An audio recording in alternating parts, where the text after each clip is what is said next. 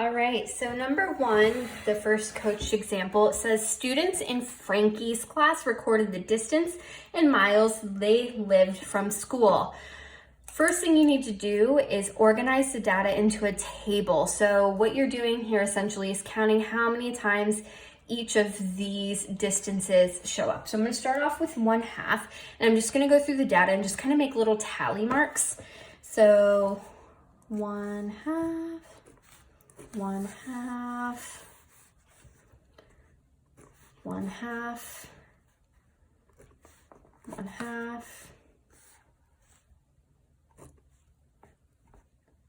1/2, and I'm going to check and make sure I didn't miss any 1/2s. Oh, and I did 1/2. It's always important that you go through and just double check it.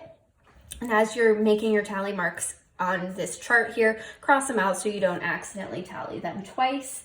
Now I'm going to look for 1 mile. There's 1,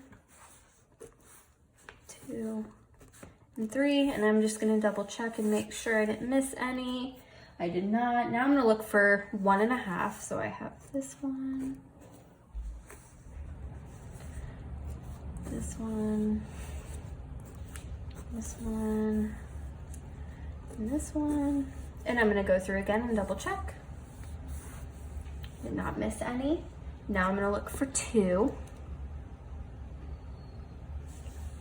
And there's none. All right, so I'm going to check it one more time. None. Now I'm going to look for 2.5.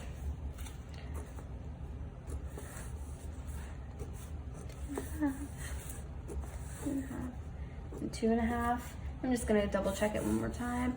And then there's just 3 miles. All right, so label the units on the number line.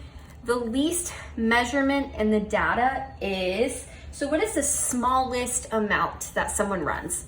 1/2 mile. That is the least amount someone could run. So if someone said, go run the least amount that someone ran, it would be 1/2. Even though the most people ran that amount, that is the shortest distance.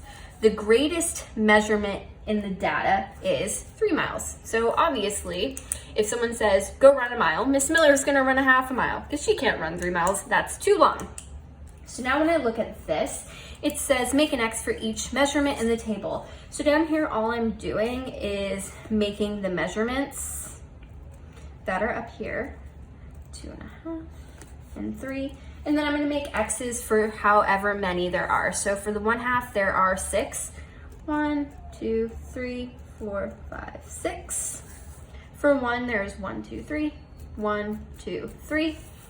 For 1.5, there is 1, 2, 3, 4. 1, 2, 3, 4. For 2, there's none, so I'm not gonna put a 0 there because the 0 doesn't do me any good. I'm just putting X's that represent the students that ran.